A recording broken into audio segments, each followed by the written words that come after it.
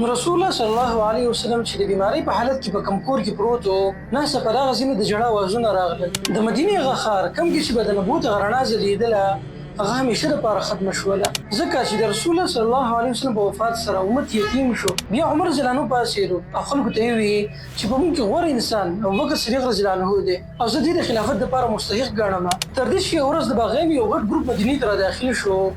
دوی د عثمان رضی الله عنه د کور نه محاصره واچوله او دې نه بعد بیا په مدینې کې څه خلک راجمع شو.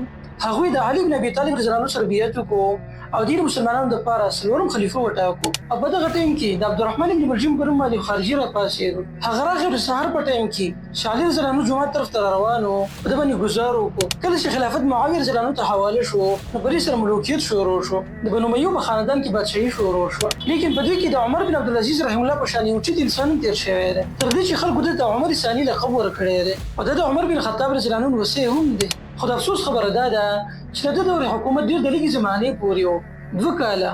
دا ډېر لږ وخت دی چې دې نه بعد عمر بن عبدالعزیز رحمه الله وفات شو. خو بالاخره 132 هجرۍ کې د ده په خلاف باندې عباسیین راپاڅېدل، هغوی بغاوت وکړو او د دې بغاوت ابتدا د خراسان نه شوې وه، تر دې چې د دوی اخرنی بادشاه محمد بن مروان یا مروان بن محمد مصر ته راغی او دوی هلته دې قتل کړو. نو په دې محاصره کې هلاکو خان کامیاب شو او د خلافت عباسي اخرنی خلیفه معتصم بالله راونیو.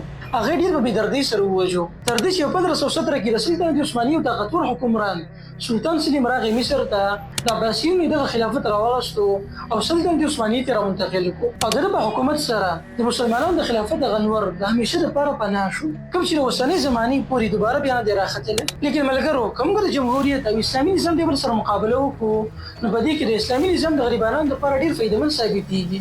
غریبانان نه بلکې د ټولو انسانانو دپاره فایدهمند دی. په اسلامي نظام کې به د مالدارانو نه مال اخیستی کېږي د زکات په صورت کې او په غریبانانو به تقسیمېږي. په اسلامي نظام کې به په سودي نظام باندې پابندي وي، سود به بلکل بني او بل طرف ته په بیع او تجارت باندې به بلکل ازادي وي.